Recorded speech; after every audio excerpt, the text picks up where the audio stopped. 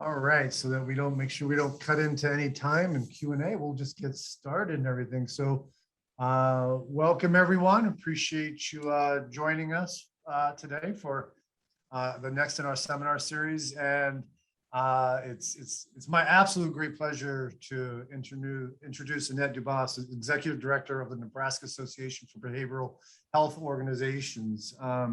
We've been working with her for a number of years now. We were just talking about how just a great mutual relationship. So I look forward to hearing more about what you're doing, what you're passionate about and everything. So thank you for taking the time.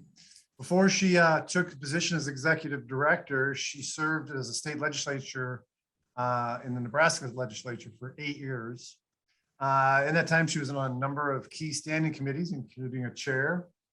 She was also, from our perspective, I was excited to special committees dealing with the healthcare and behavioral health issues, such as the Behavioral Health Oversight Committee. Under her leadership at the Nebraska Association for Behavioral Health Organizations, she has advocated tirelessly on behalf of behavioral health providers and consumers, and we can know just how important that work is because a lot of times we are forgotten in this fray. And so thank you for all that hard advocacy, including your work with the legislatures and the relevant agencies, both state and federal. Now, Callie told me to remember, if you have questions, please put them up in the chat. She'll put a reminder in for that. So with that, we are thrilled today to have you, Annette. So I'm going to applaud for everybody to thank you for coming. And I'm going to bow out and listen and enjoy hearing you. Well, very good. Thank you so much, Rick. And it really is my pleasure to be with all of you today. Virtual has become kind of our new normal. I do miss, having those in-person meetings where you can actually engage and read body language and see where your audience is at. But how would we have gotten through this ordeal of the pandemic without the advantages that technology has brought to us? So we've still been able to stay in touch and continue on with the important work that we all do. So thank you again for giving me the opportunity to be with you today. This first, and I apologize, my technology skills are limited at best. I worked closely with my administrative assistant yesterday to get this PowerPoint up and running, but for whatever reasons, we couldn't get things to go full screen. So please bear with me as I kind of slowly scroll through things. But this first screen just is thank you to Hallie Horn, who put together all of the logos of our members. NABHO currently right now is a 52-member organization, mental health and substance use disorder providers. We were, if not the first, one of the first associations in the nation who had one association representing both mental health and substance use disorders. Many, many states still have separate organizations. There is more of a move now to bringing those organizations together because there really is not a separation between mental illness and addictions. And unfortunately, because of that separation, we know that the struggles and the stigma that mental illness brings, and we know that's even more so with addiction. So bringing the associations together so that we can have that common message and mission about the importance of treatment and care for people, mental illness, addiction, co-occurring, what have you. So again, Nebraska was one of the first states in the nation who had that single purpose association. Our membership very diverse, as you can see with the names on the screen here, diverse as far as the size and the scope. I don't think there's a behavioral health service that we don't represent. We have nonprofits as well as for-profits, provider organizations, consumer organizations. Nebraska has 6 regional behavioral health regions in the state. They're our members as well. So again, very, very diverse in that size and scope and how we can speak for and represent mental health issues in our state. So very proud of our members and the work that they do to make NABHO truly a voice for these very important issues. With our members, we employ over 2,500 employees and have well over 1,200 providers. So again, when we go to the legislature or when we're speaking in public about behavioral health issues, we have the expertise. And I always tell people when they call or email me with questions, I'm not the expert, but I know a lot of experts who I can reach out to or put people in connection with, who can give you the responses and the answers that you need. So again, very proud of the work that NAVHO members do. This picture came from our last in-person lobby day. We usually try to do that in March of every year. We had a great turnout for this one several years ago. So glad that we were able to get that group picture. But NAVHO's been around since 1983. As I said, we were one of the first organizations to be a joint mental health and substance use association. So in 1983, they were established. They've continued to grow and expand their mission. I am their first executive director. So up until 2014, they basically ran the association themselves. They had a lobbyist who kind of helped them with the administration of the association, but pretty much the organization day-to-day operations were conducted through an executive committee made up of elected members from the association. So they have been around a long time, and they have truly established themselves as that trusted voice for behavioral health. I know during my time in the legislature, I knew I could reach out to them and they were going to give me the information that I needed as we were talking about whatever policy issue impacted the behavioral health world. So our mission, I know again, I apologize for this type to be so small, but the part of our mission that I really want to emphasize to you is that we exist to build strong alliances, as we believe those alliances ensure that quality behavioral health services, including substance use and mental health services, are available to everybody in our state. And I think a prime example of one of those alliances is what we have going right now with RDAR and MHDI. Hallie Horn has been, I'll never be able to say what value she has brought to our association with the work that she's doing with our social media and our communications, and her being gifted to us, so to speak, from RDAR is just something that we will be eternally grateful for. But it's those alliances, you know, as a voice all by ourselves, I mean, we can rattle some pages and catch some attention, but if we're building alliances with other types of organizations that have similar missions, similar goals, which is really to help policymakers and the general public understand, you know, why it's important that we support and have a strong behavioral health system of care in our state. The more voices that we can pull into that discussion, the stronger those alliances can be, the more effective that we can be with what we do.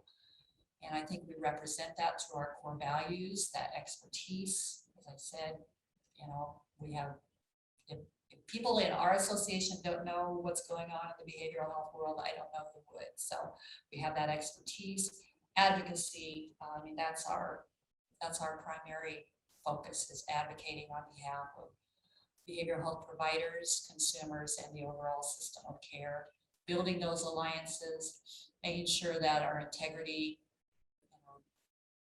leads the way, speaks for who we are, and that not only are we providing quality services, but the quality of the information and advocacy that we do is really understood. So again, I just appreciate the partnerships that we have with RDAR. I mentioned advocacy. We do that in a lot of different ways. Last year, when we weren't able to have our actual conference, we just held a virtual workshop, Beacon, which is the Behavioral Health Education Center of Nebraska. So they're very focused on developing a behavioral health workforce in our state. They're also one of our members. So we worked with them on talking about, you know, bringing information to our members about value-based care, how we can support integrated care. So we're always looking for ways to bring, whether it's speakers or timely topics. We meet monthly. Aren't able to meet in person anymore, but we've not missed a beat as far as holding our monthly meetings. And in those monthly meetings, I always try to bring in some subject matter expert, something that our members are dealing with, something that just keeps us up to date on what's happening in the world of behavioral health. So that workshop we held last year. We also like to recognize individuals who support our efforts or are out there really kind of those frontline, those faces in the trenches that are doing the work. So we every year have an awards ceremony. These were our awardees from last year. Todd Duncan with the Lancaster County Sheriff. Many of our members work very closely with law enforcement to support their efforts and how they can better respond in a more compassionate way to individuals who are in the middle of a mental health or addiction crisis. So we really appreciate those partnerships that our members have. Had several professionals of the year that we recognize for members. We always try to recognize a particular senator or senators that have been champions for our cause.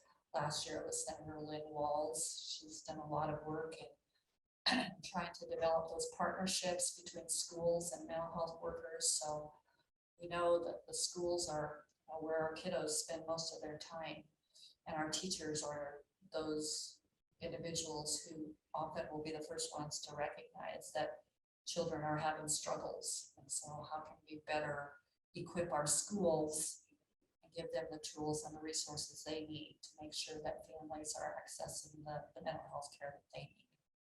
And then we give our president of the association kind of a chance to pick somebody that they know personally or really maybe didn't fit in one of those other categories, but they want to make sure they get recognized. So last year, our president picked someone from his home community who's done a lot of work in the area of homelessness and working with individuals as they come out of the correction system.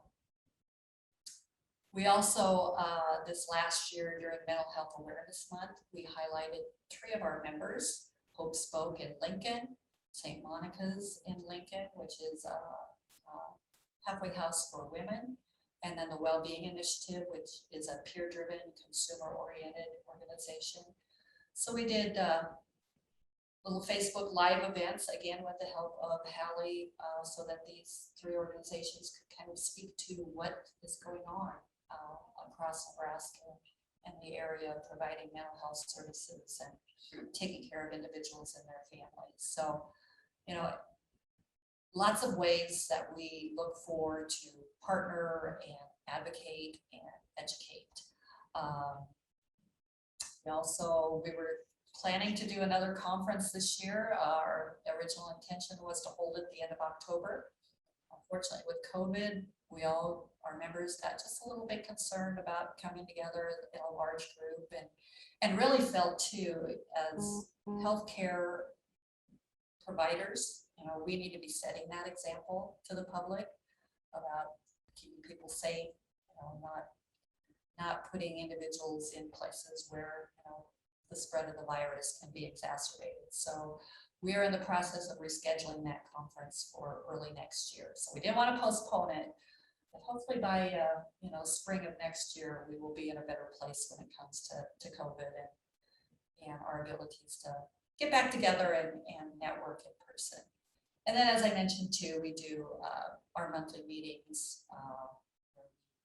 Usually conduct a short business meeting and then have some kind of a speaker or educational component. So always looking for ways within our organization to advocate, and then how do we take that message outside of our organization. So advocacy is a word I'll probably repeat multiple times because it really is our primary focus. And when I when I survey our members about what do you want from your association, or what is the main reason why you belong to NAVHO, by leaps and bounds, it's advocacy. It's their ability to network, and it's it's our association's ability to advocate on their behalf, as well as the whole behavioral health system within our state, as well as at the federal level. Because as a state association, we are also a member of the National Council for Mental Wellbeing, which is at the federal level. They do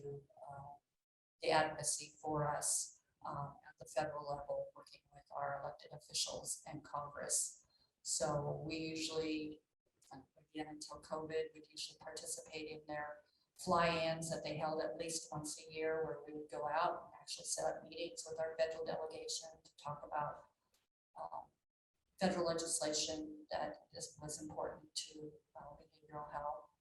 And we just, through that national association, have an ever a constant presence on the Hill, promoting policies that support behavioral health. So not only do we advocate at the local and state level, we also have a ability to advocate at the federal level as well through our national association. And also through our national association, we're able to access their national conference and trainings that they have that we can bring to our members, that they can access either at no cost or at a substantially less cost than if they weren't a member. So we really value having that resource at the federal level as well. So a lot of the pages that I'm putting up on the screen for you now are coming from our first annual report. I'm very proud of the fact that we'll finally be getting around to publishing an annual report. I've been in my position 7 years. It's taken me a little while to get there, but we have, and again, in large part to the help that we are getting from Hallie, who has that understanding of pulling something like this together and putting it together in a very professional manner. We really appreciate it. So, you know, as I've mentioned several times, COVID has changed all of our lives and the way we communicate and reach out to individuals. And it certainly brought a lot of changes into the way we advocate and lobby with our local officials and with our state officials. The legislature actually shut down in the middle of session last year. And when they did come back, you know, they didn't allow any lobbyists out in the rotunda. There was no abilities to, you know, call a senator out and talk to them about a particular piece of legislation. So that was a game changer in as far as how do we effectively lobby now. You know, lobbying is all about relationships, developing those relationships and being able to access those senators and those staff members that, you know, support our efforts and champion our issues on the floor. Well, when you're not able to get together with them in person, you know, it creates a little bit of a challenge, but we just kept looking for ways, whether it was through Zoom calls, emails, phone calls, whatever it took, you know, to get through last year's session. It was a pretty successful session for us last year. Some of our highlights, LB 1100. Every year, probably, I can't think of any years since I came in to this position that we haven't had a bill or that we haven't lobbied on behalf of increasing provider rates. Provider rates are our bread and butter issue. I mean, that's what allows our members to do their work and keep their doors open and pay their bills and do all the other things that every other business does. But behavioral health is in a particularly unique and challenging position because so many of our members rely very heavily on the public payers for their financial resources for a variety of reasons. You know, commercial insurance for many, many years didn't pay or paid very poorly for behavioral health and addiction services. And, you know, we just didn't look at treatment for mental illness and addictions the same way we looked at and treated treatment services for physical health issues. So provider rates, as I said, that's our bread and butter issue. And along with it, the fact that I'm going to say upwards of 70% of my members rely on those public payers for the majority of their financial resources. And then along with that fact is those rates are substantially below the actual cost of providing those services. So the Division of Behavioral Health did their own cost modeling study where the services that they looked at came in anywhere from around 15% to upwards of 40% below the cost of providing that service. So, you've got to be pretty creative, figuring out ways that you can make sure that people are accessing the services when you're getting paid, substantially less than what it's costing you. So that's an issue that we bring forward every year. And I think we're making some good traction finally in getting the public's understanding and our policymakers' understanding of why it's important that we invest in behavioral health services. Without behavioral health, there is no health. And we're really starting to see that connection between behavioral health and physical illness, and recognizing when I talk to those stakeholders, in the governor's administration, we maybe, if you look at a budget or if you look at a pie chart, you look at see the financial resources that go specifically towards behavioral health. We're a pretty small part of that great big budget. But if you look at what we are able to do as far as bending that cost curve for like Medicaid, for the Division of Behavioral Health, we bring substantial value. So helping the administration and policymakers recognize how much we can bring to helping them actually save money, while at the same time taking care of people's healthcare needs is something that we work very hard on. So in 2020, we were very successful. We had a champion in the legislature, Senator Kate Bowles, who was also on the Appropriations Committee, who helped us over the course of her time in the legislature get some provider rate increases. Our halfway house services, they were really at a critical juncture because their rates were so low. They were looking at the potential of possibly closing their doors, or certainly reducing or restricting the services that they were able to provide. So we were pretty pleased to get LB 1100 included in the budget in 2020. Some of our other policy priorities, very involved with managed care. You are familiar with Heritage Health, but that's the Medicaid managed care system. So we have 3 managed care companies who basically oversee the Medicaid services in our state.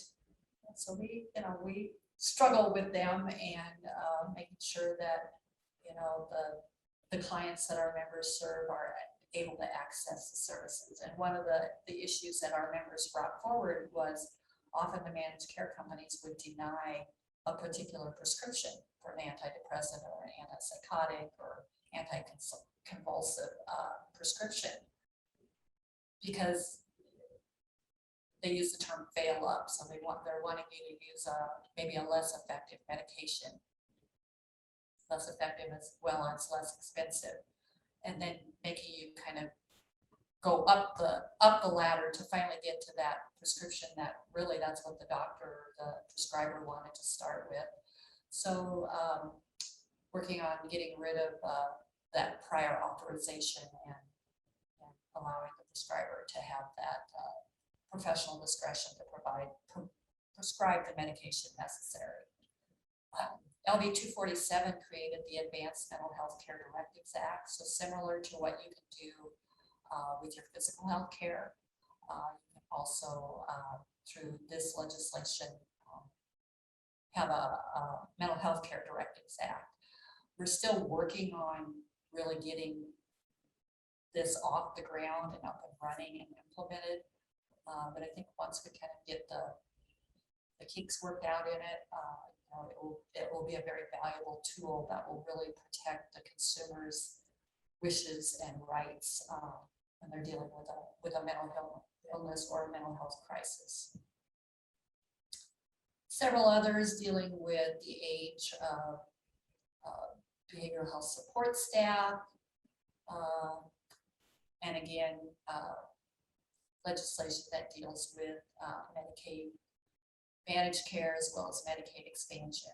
And then this year's session was another, what we would consider a pretty successful session. We had again another bill to increase provider rates that we were successfully able to get incorporated into the budget. So thanks Senator Dorn for his leadership and support of that. And you know, we work really closely with the Appropriations Committee.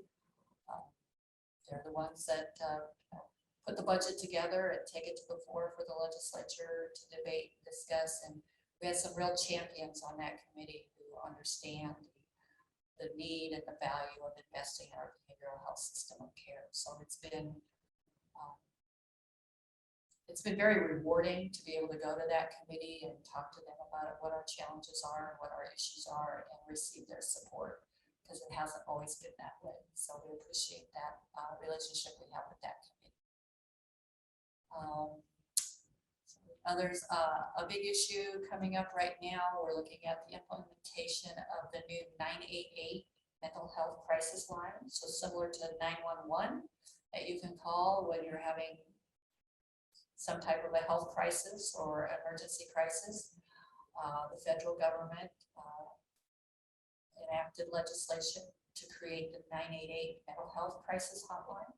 So right now, our association, along with many other groups and individuals across the state, are working with the Division of Behavioral Health, the governor's administration, in implementing and putting this number in place. I believe it's due to go live, I think July of next year, if I'm remembering my dates right. So right now, the legislature has a task force that we're a part of, talking about what is that line going to look like. And, you know, having the number is one thing, but having access to the services that you're calling for when you're in that crisis is another thing. So taking stock of the crisis services that we have across the state and how will we connect those callers with those crisis services where they're at so they can get the care. And we certainly appreciate what law enforcement, the role law enforcement has played up till now in behavioral health, people struggling with behavioral health issues, but that's not their job, and many of them aren't equipped to, when they're responding from kind of a criminal perspective versus, you know, someone who's in need of health care. So developing, you know, a partnership with law enforcement has been really important to support their work and making sure that individuals who are in crisis are not treated as criminals, but are getting the care that they need. So 988, I think it will be a real game changer for us as a state as well as the nation, and helping us develop that crisis continuum of care across our state. So that'll be a big focus going into the next legislative session. And then, of course, you know, as I mentioned at the start of this, how we've been able to access technology and use technology to stay in touch with each other. Well, when COVID hit and basically, you know, providers had to shut down their offices, but that didn't mean that their clients weren't still in need of services, if not even more in need. So behavioral health, especially when you talk to insurance companies and other payers, they will all say by leaps and bounds, behavioral health grabbed onto telehealth and put it in place quickly to keep access to services going.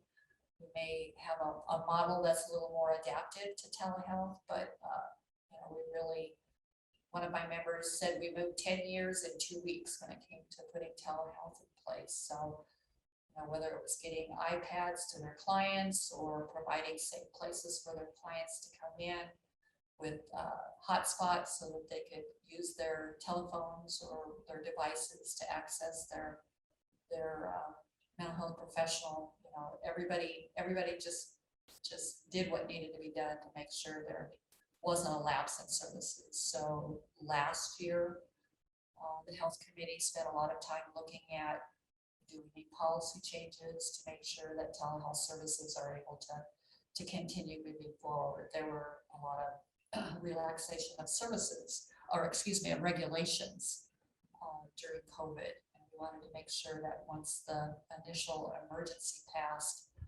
that if we revert back to those original regulations, it won't impede the use of telehealth. So we had a bill that was especially focused on behavioral health and telehealth, and allowing telehealth to incorporate telephones so that providers could stay in touch with their members, and allowing for verbal consent for services once that's followed up with a written consent. So telehealth services will also continue to be a priority issue for us, not only at the state level, but at the federal level as well.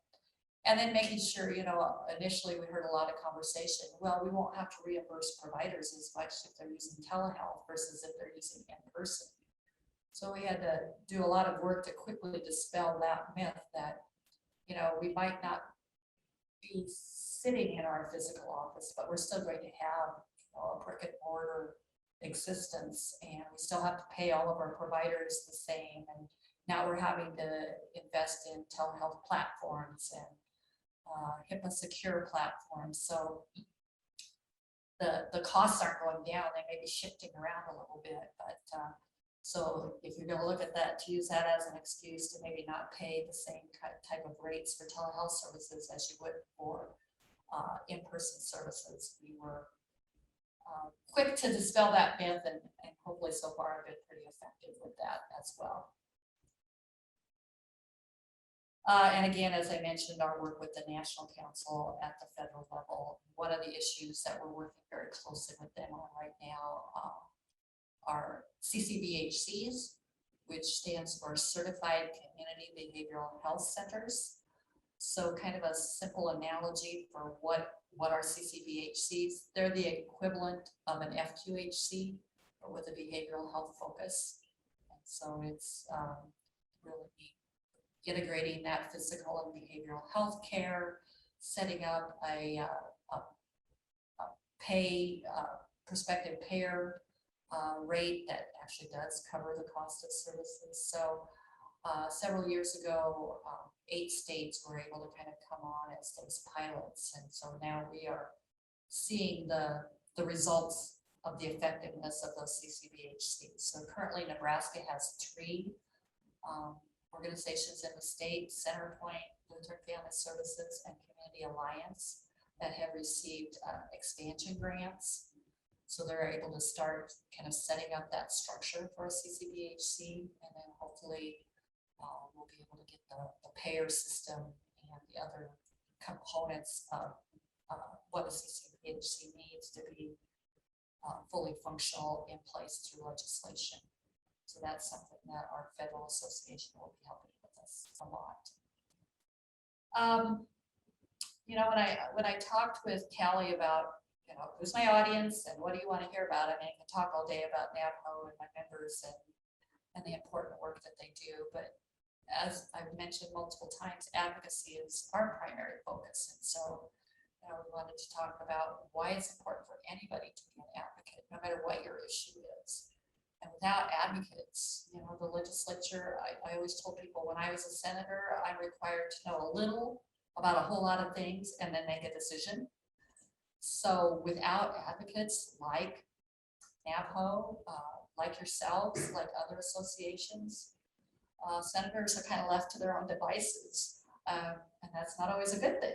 So the importance of advocacy just can't be underestimated. And especially, Nebraska is very fortunate with our one house unicameral system. We have real easy access to our legislature and our committee process. Every single bill that comes into the legislature has a public hearing that gives individuals the ability to come in and tell senators why they should or shouldn't support that legislation or what changes may need to be made to that. So again, we're very fortunate in our state. When I talk to my counterparts in other states who talk about how so much of that work is done in committees, and you really don't know what's happening until something gets to the you know, to the full House or Senate for a discussion. So we have many more opportunities, in my estimation, in Nebraska to be effective advocates for our issues than maybe some other states do. So Dr. Seuss is one of my favorite authors. So I like to use his quote about, you know, unless someone like you cares a whole lot, nothing is going to get better. It's not. And so it really is up to us to carry those messages to our policymakers and to the general public as well about why it's important we support a strong behavioral health system of care. Why, you know, why you shouldn't fear mental illness. Our brain is an organ just like every other organ in our body, and our brain can get sick as well. And so how do we help dispel those myths and reduce those stigmas? So being an advocate is something that I always very much promoting, not only within my members, and I also tell my members, and the same will be true for all of you here, you're the expert in your field. The senators are not, the staff is not, even the lobby is not necessarily the expert. You are. So when you're going in and talking to you, whether you're talking to your individual senator or you're going in a hearing or whatever it is, come from that place. Come from that place of being the expert. Answer their questions. Let them know, you know, what they need to know, basically. So some people get intimidated for whatever reason when they're around elected officials, but don't be. Again, without you and the resources that you bring and the information that you bring to them, they can only go so far. So this is, you know, one of the quotes carved into the side of our state capitol. The salvation of the state is the watchfulness and the citizen. So again, I encourage my members to learn about the system. I can go in, I can advocate all day long, and you know, I have those relationships with the senators and their staff, but it's you, the individual, whether it's provider, consumer, whoever, you are the one that can come in and bring that expertise and, you know, push that policy that we're supporting or advocating for over the finish line. So just a few statistics that we like to use when we're talking with senators or other stakeholders or just the public at large. 1 in 5 Nebraskans will experience a mental illness within this year, and now the number is being dropped down to 1 in 4 just due to the impact of COVID. So everybody knows somebody. If it's not you, it's somebody that you know and love and are close to. Over 37,000 Nebraska children face a specific behavioral health disorder. 1 in 5 young adults report using an illicit drug. Especially when we talk about our correctional system, the individuals who are incarcerated right now, very high percentage of them are there because of a mental illness or a substance use disorder. Our correctional facilities have basically become de facto mental health facilities, and they certainly are not the place for people to receive that care, and they are not equipped to provide that care. So, you know, Tecumseh, 40% suffer from a serious mental illness. Nationwide, mental health providers, I mentioned this earlier, the percentage of our funding that we receive from public health sources. The number of our veterans who suffer from PTSD and substance use disorders. Then the percentage of our total population, 11% of Nebraska's population, don't have access to insurance. And even with Medicaid expansion, there still are those people who fall through the cracks. And the number one reason why people say they can't access the mental health care that they need is because they can't afford it. They don't have the resources, they don't have the funding to access that care. I attended an event, this is quite a while ago, and the speaker talked about mental illness not being a casserole illness. And that just caught my attention so much. And she went on to talk about, you know, if your neighbor gets sick, your neighbor gets cancer, pneumonia, spends time in the hospital, breaks a leg, whatever, what do we do? You know, we're showing up at their door with casseroles. What can I do? How can I help you?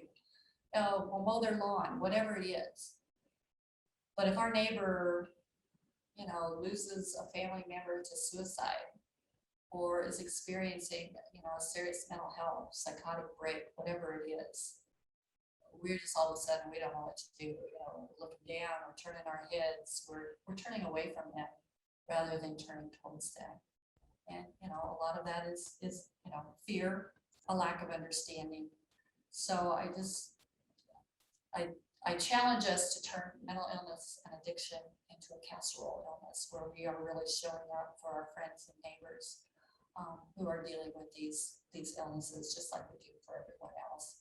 These are just a few of the resources that you can go to get more education.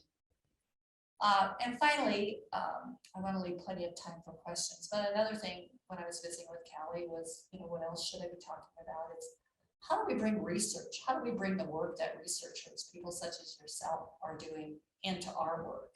And I think we already do. I mean, the information that we share, those statistics that we share, when I'm talking to my members about evidence-based practices, you know, we rely on the work that you do to help us continue to understand, you know, what mental illness and addiction is, what are effective treatments, you know, what are the causes, all of those types of things.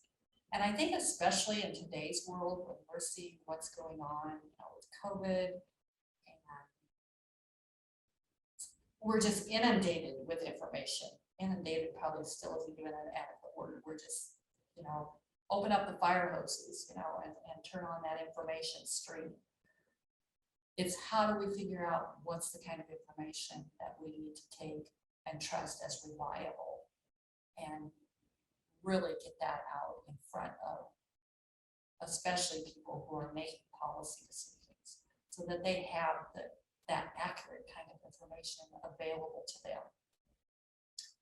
And then also recognizing how does the information that you're generating through your research, how do we get that into ways that individuals will connect with?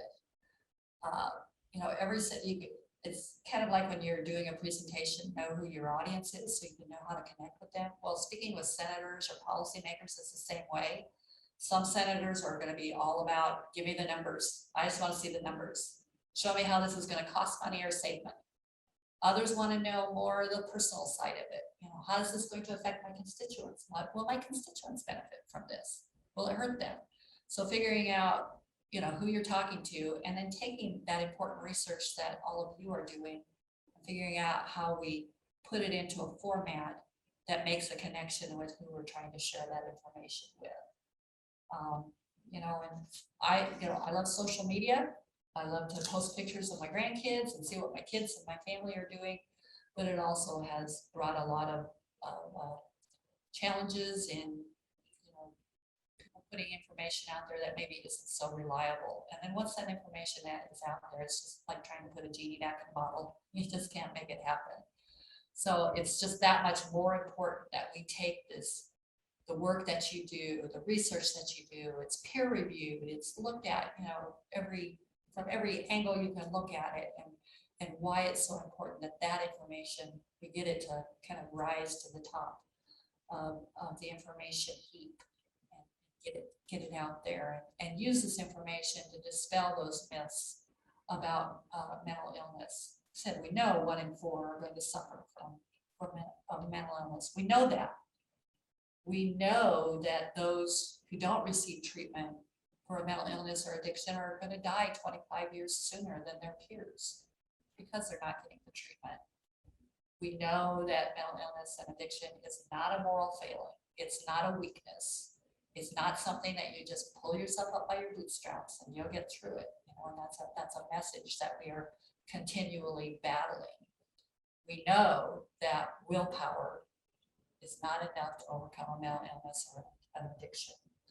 We also know that treatment works, and many of the treatments that we're putting in place today, evidence-based practices, those come through research, through very valuable research that our universities and institutions are doing in the realm of behavioral health. So putting out that, treatment works, and the work that you guys are doing to help us develop those treatment models. Unfortunately, we're still dealing with a differentiation between mental illness and physical illness. So how do we bring those back together so that we aren't talking about them separately, that they're all the same.